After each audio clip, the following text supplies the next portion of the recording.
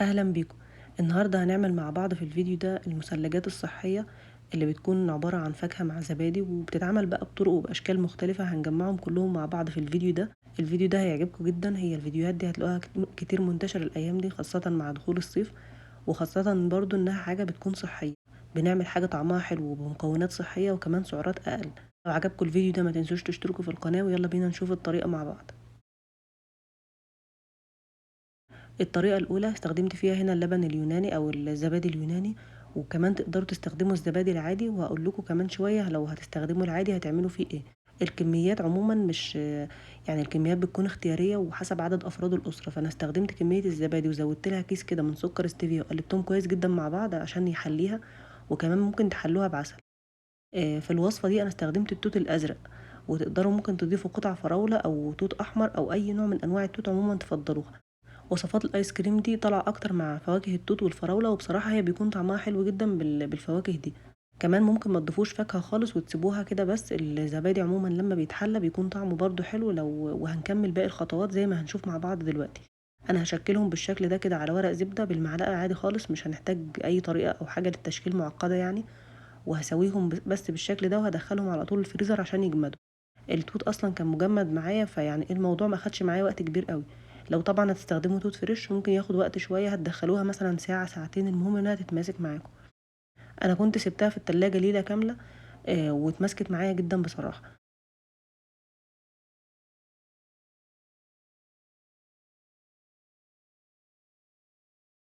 تاني يوم جهزت لها دارك شوكليت شيبس، سيحتها بالشكل ده، وهخرج المثلجات دي من الفريزر. زي ما انتم شايفين بالشكل ده، هي فعلا جمدت جدا لانها قعدت وقت طويل. هنزلها على طول في الشوكولاته السايحه. انا اول ما بنزلها الشوكولاته بتمسك عليها على طول لانها فعلا كانت جامده جدا. وحتى لو سبتوها ساعه او اتنين فهي هتكون درجه حرارتها فعلا قليله والشوكولاته هتمسك عليها على طول.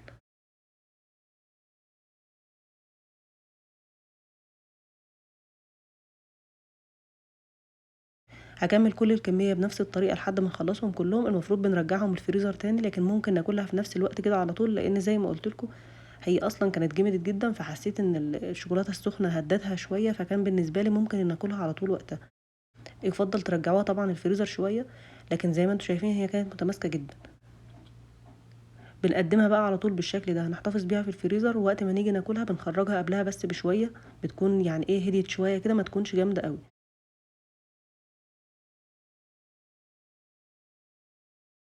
الطريقة التانية ودي هنستخدم فيها الفاكهة بس من غير زبادي. انا استخدمت هنا الفراولة. الفراولة دي كانت مجمدة وسبتها برضو فكت شوية كده عشان اقدر اشغل عليها البلندر. ممكن تستخدموا الفراولة الفريش او اي نوع توت برضو فريش. وفي حالة الفاكهة الفريش يفضل تهرسوها بالشوكة لحد ما تكون معاكم ناعمة جدا، او حتى برضو بالبلندر مش هتفرق. انا زودت لها كيس ستيفيا وكملت برضو خلط لحد ما بتكون ناعمة معايا بالشكل ده.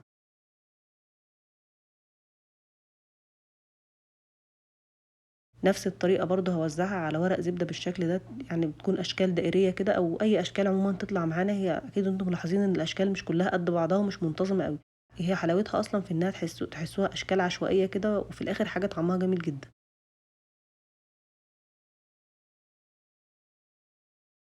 هدخلها بقى الفريزر تتماسك كويس جدا لحد ما الحاجات دي تكون قطعة كده صلبة، وبرضه هنزلها في الشوكولاتة. زي ما هو واضح كده هي قطعة صلبة كده، بس سمكها ارق بكتير من اللي فاتت. بانزّلها برضه في الشوكولاتة وبتمسك عليها على طول، لإن طبعًا هي درجة حرارتها برضه قليلة، فالشوكولاتة بتجمد بسرعة.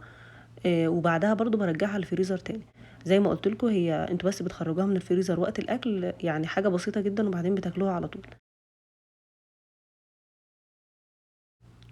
أنا رجّعتها الفريزر تاني شوية عشان برضه تتماسك أكتر، وده كان شكلها بعد ما خرّجتها من الفريزر، كانت بالشكل ده. وفعلًا دي تحديدًا تحسّوها شكل الآيس كريم اللي بييجي من برّه بالضبط.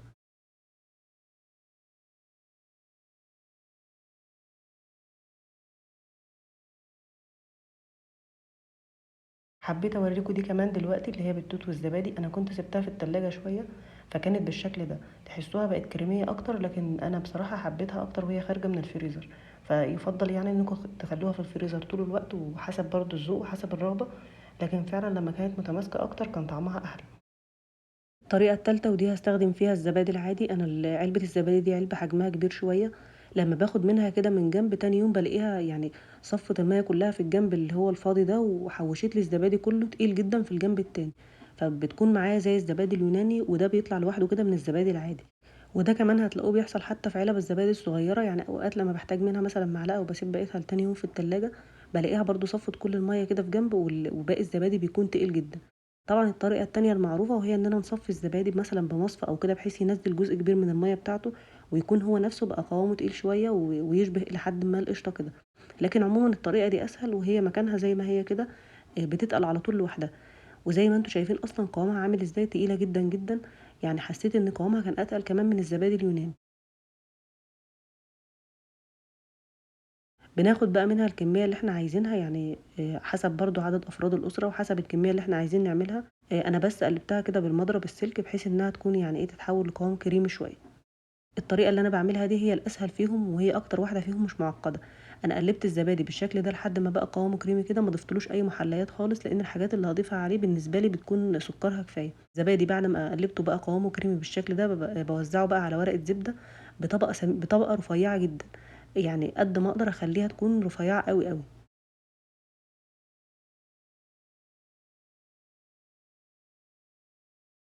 أنا ما ضفتش أي محليات للزبادي ده، لإن التحلية اللي هاضيفها أو الإضافات اللي هازوّدها عليه بتكون بالنسبة لي كفاية جدًا. أنا زوّدت فراولة وأي فواكه تحبوها ممكن تزوّدوها في الوصفة دي. أي نوع عمومًا من التوت أو الفراولة بيليق عليها أوي وبيخلّي طعمها حلو.